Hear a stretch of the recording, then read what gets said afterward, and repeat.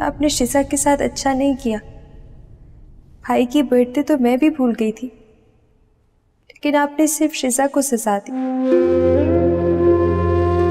मैं आपकी फीलिंग्स को समझती हूँ मामा। आपका ये गम नाकाबिले बर्दाश्त है, और फिर मेरा उठाया हुआ कदम इससे भी बड़ा सितम है आपके लिए। लेकिन मैं क्या करूं? काश आपने भाई के बाद शिजा को अपनी ममता, अपनी आगोश में ले लिया होता तो फिर इस शादी की नौबत ही नहीं आती।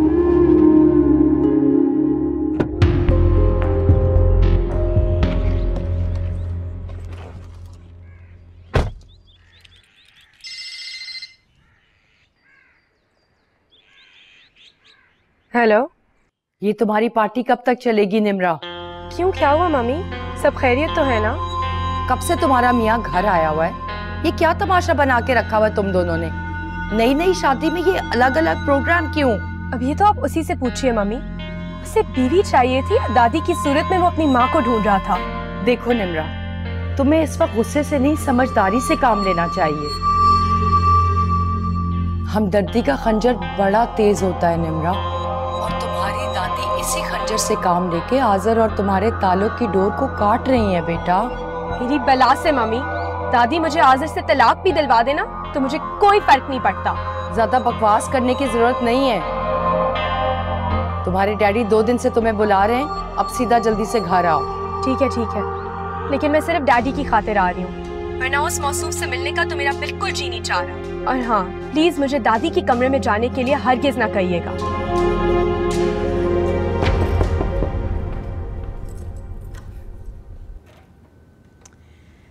मिशेल, ये अरसल तुम्हारे लिए लाया। ओह वाह, वो खुद का है? वो दरअसल शिजा की तबीयत पूछने और उसे लेने गया है। शिजा के पास चले गए अरसल? अभी तो आए थे, मुझसे मिले बगैर चले गए। बेटा, जब खुद ही सौकत घर पे लाई हो तो दिल भी बड़ा रखो। सारी जिम्मेदारी सिर्फ तुम्हारी नहीं है मिशेल, शौहर के भी कुछ फराइज होते हैं, उसे पूरे करने दो। लेकिन आंटी, शिजा की ज़हनी कैफियत ऐसी नहीं है कि वो अरसल के साथ वापस आ सके।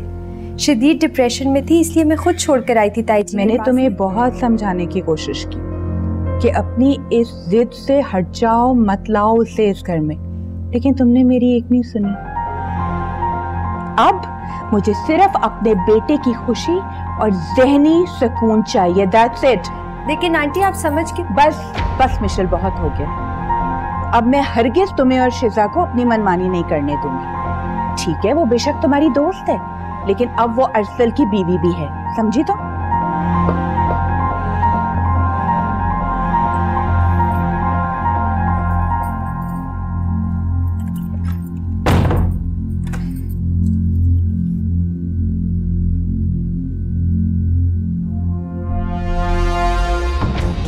कसम से कभी कभी गिला करने को दिल चाहता है अल्लाह से। अम्मा, हर वक्त मेरी बेइज्जती मत किया करो, अल्लाह से डरो इस नाशुक्रेपन पे। ए लो, ये कैसा नाशुक्रापन? वो तो मेरे सब्र और शुक्र से खुश हैं। जैसे बेटा पाकर भी मैंने कभी गिला नहीं किया अल्लाह से। अम्मा, ये बातें छोड़ो, ये बताओ पड़ोसियों कब बुला रही हो दावत पे? अरे ये क्यों नहीं कहते कि कब बुला रही हो चांद से टुकड़े को? इंशाल्लाह उसको तो हमेशा के लिए तुम इसी घर लेके आओगी। वैसे अम्मा, मान गया मैं बीबी साहिबा को, लेकिन उनके तावीज़ की असर खत्म होने से पहले पहले रिश्ते की बात कर देना। दिमाग तो नहीं खराब हो गया? पहले मिलना मिलाना तो करने दे। किस गुण की लड़की है, पहले मुझे परखने दे, फिर रिश्ता दूंगी। अम्मा, मेरी उम्र ना और 2 बच्चे इस बात की इजाजत नहीं देते कि तुम लड़कियां परखती फिरो। एक मिली है, इसी से करो। और वैसे भी मुझे देख के काफी मुस्कुराती है। यही तो फिक्र है मुझे, उसकी दिमागी हालत तो ठीक है ना?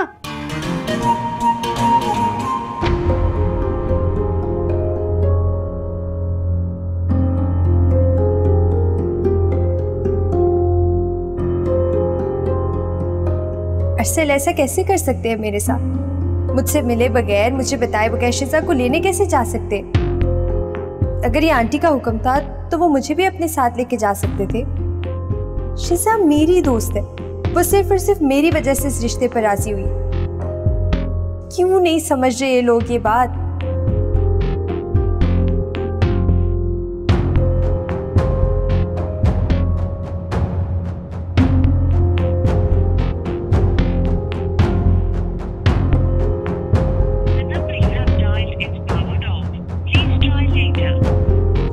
शिजा ने मोबाइल भी ऑफ कर रखा।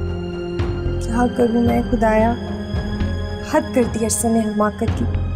कितनी शदीद जहनी टेंशन में है शिजा, और वो इससे बिना मेरी इजाजत लेने चले गए। तो कभी भी नहीं आएगी उनके साथ।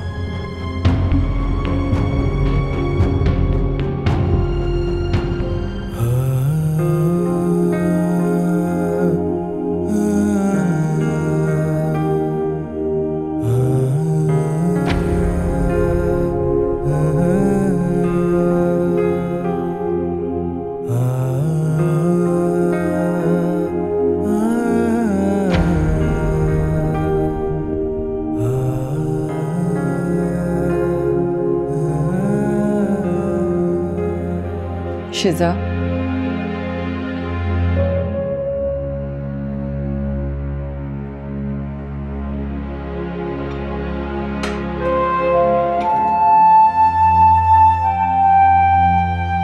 बेटे तुमने सुबह से सिर्फ नाश्ता किया हुआ है, दोपहर का खाना भी नहीं खाया। थोड़ा सा जूस ही पी लो। अम्मी, अस्मा चाची क्यों नहीं समझती कि मैं पल पल हारिस को याद करती हूँ। मैं अभी भी सिर्फ हारिस की ही हूँ। अरसल तो मेरी जिंदगी में दूर दूर तक नहीं है।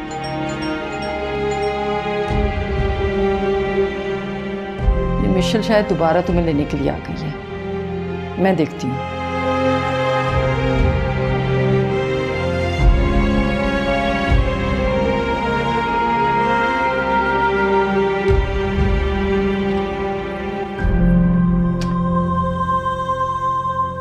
अरे बेटा तुम।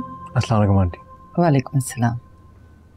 आंटी मैंने सुना है कि शिजा की तबीयत ठीक नहीं है, तो मैंने सोचा उससे अपने साथ ले जाकर डॉक्टर को दिखा दूं। तुमने बहुत अच्छा किया जो इस वक्त आ गए। अब उसे किसी डॉक्टर की जरूरत नहीं पड़ेगी इंशाल्लाह। आप उसे इतनी जल्दी जल्दी अपने पास ना रोका करें। बेटा मैं तो खुद भी यही चाहती हूँ कि तुम दोनों को एक दूसरे को समझने का ज्यादा से ज्यादा मौका मिले, लेकिन मिशेल को यह बात समझ नहीं आ रही।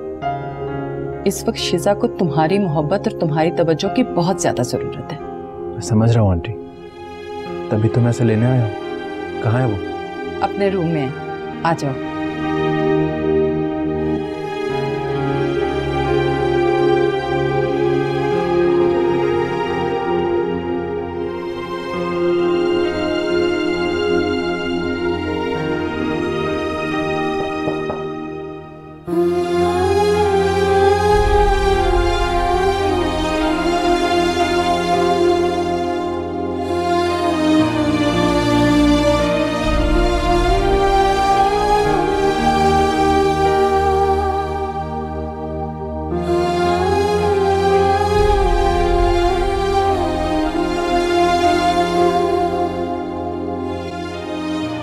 क्यों घबरा रही हैं? मिशेल कहाँ है? ये मेरे सवाल का जवाब नहीं था। मैंने आपसे पूछा कि आप मुझसे घबरा रही हैं मेरी मोहब्बत से।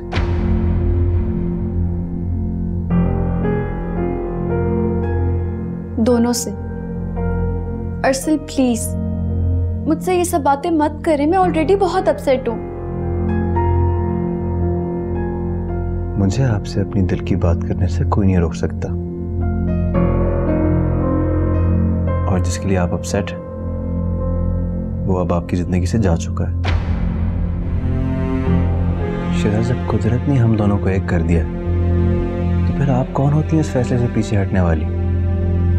खुदा के लिए अरसल, ये रिश्ता सिर्फ और सिर्फ मिशेल की जिंदगी की कीमत है। मेरी कुर्बानी को इस तरह बेमोल मत करें।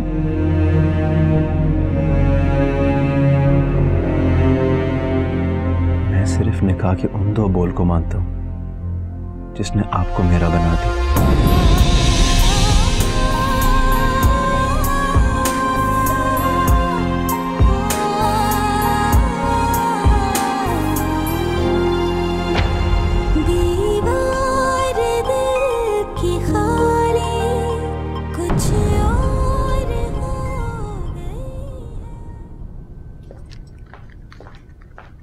आंटी मैं जा रही हूँ, बस थोड़ी देर में आ जाऊंगी। किधर जा रही हो तुम?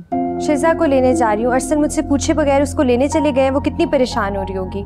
कोई जरूरत नहीं है तुम्हें जाने की। भाई कभी अरसल को भी उसको लाने ले जाने दिया करो।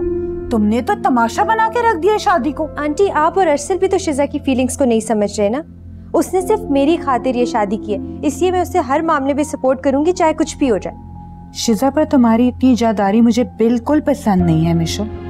अपने बेटे के चेहरे पे बिखरी हुई टेंशन ना मैं अच्छी तरह महसूस कर रही हूँ। अगर आज वो चला गया है ना शिजा को लेने, तो मैं तुम्हें दखल अंदाजी करने की बिल्कुल इजाजत नहीं दूंगी। मिशल जाओ अपने कमरे में।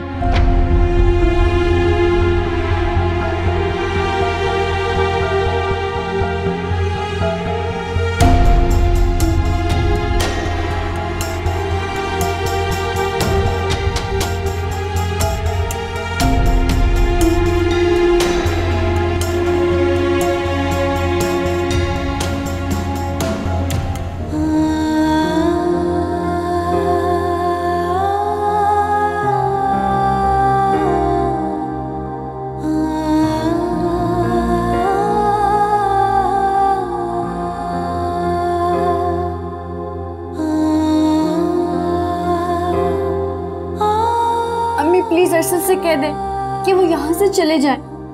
मैं आज हरगिज़ उनके साथ नहीं जाऊंगी। कल मिशेल आएगी तो। खबरदार जो तुमने अब मिशेल का नाम लिया।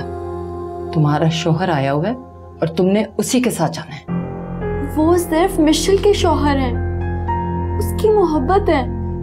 अम्मी प्लीज, आज हारिस की बर्थडे है जो मैं सिर्फ अपने साथ गुजारना चाहती हूँ। जो लोग इस दुनिया में नहीं है उनकी सालगिरह मनाने पर इतना जोर, और जो जिंदा है उनको जीते जी मारना चाहती हो।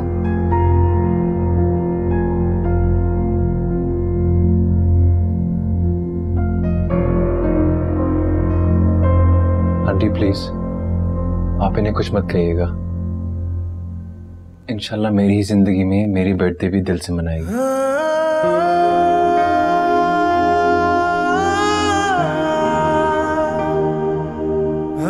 मैं बाहर वेट कर रहा हूँ आपका।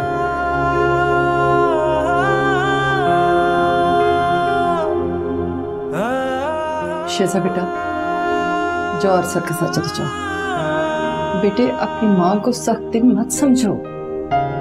मैं तुम्हारे आंसू और तुम्हारा दुख देख देख कर थक गई हूँ। खुदा के लिए शेजा अपनी जिंदगी में आने वाली खुशियों से मुंह मत मोड़ो। मुझ पर रहम खाओ शेजा।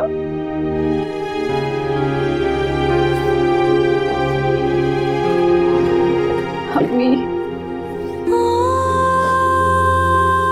जाओ बेटा, मुंह धोकर जरा फ्रेश हो जाओ। रो रो के तुमने अपना क्या हाल कर लिया। जाओ अरसल तुम्हारा इंतजार कर रहे हैं। जाओ।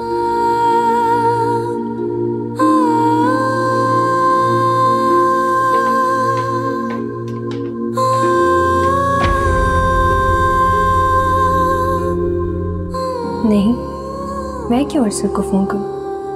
जब वो मुझे बताए बगैर मुझे इग्नोर करके अकेले ही चले गए, तो फिर मुझे क्या जरूरत है उनसे कुछ पूछने की।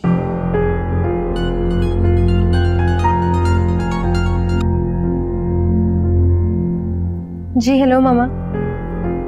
जानती हो तुम्हारे पापा ने तुम लोगों के जाने के बाद से मेरे से कोई बात नहीं की।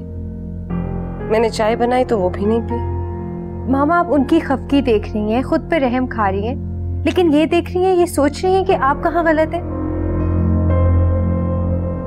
मैंने जो किया ठीक किया।